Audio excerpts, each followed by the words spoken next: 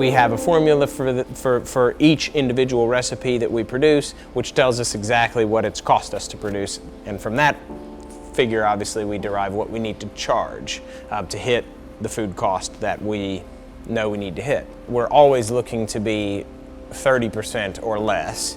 And in some cases, we're looking to be 26%, and possibly less if we can get there. We're not big fans of loss leaders, right? So if something's over the food costs we're trying to hit, we're pretty much, it's on the chopping block. We love this dish, but we can only charge X for this dish and it's killing us. When you're talking about creative process, that's so unattractive, but it is an economic reality. You get into trouble when your most popular dishes have your worst cost of goods.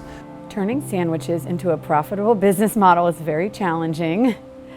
Very challenging because, as you know, sandwiches are expected to be a certain price point. It's really hard to charge more than, let's say, $12 or $13 for a sandwich.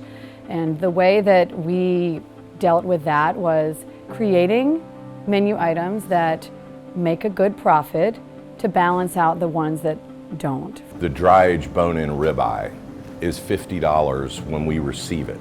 Before we've ever touched it, it costs $50. You cannot mark that up the way you could an oyster Rockefeller. You just can't. We might have a hamburger that we charge $15 for, and a customer might be able to go down the street and have a hamburger for $7.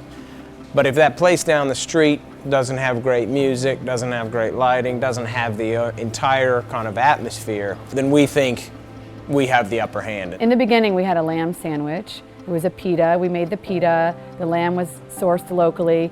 The sandwich, if you priced it out at a food cost that was at least breaking even, it would have to be an $18 sandwich.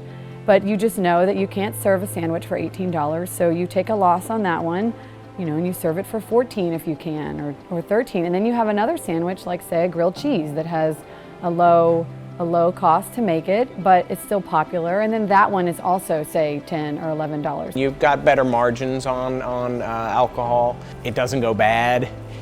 It requires less labor. I don't want to be in the bar business, but it's a vital ingredient in a successful restaurant. You buy a bottle, it'll sit there, and when Jared comes to work tonight, he'll start pouring that bottle.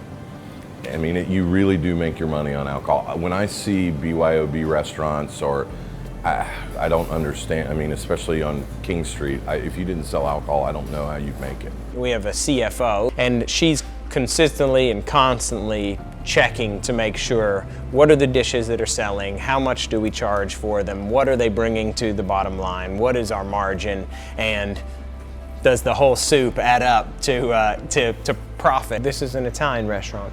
People expect to have the opportunity to ask for like some Parmesan cheese on the side, right? Or chili flake.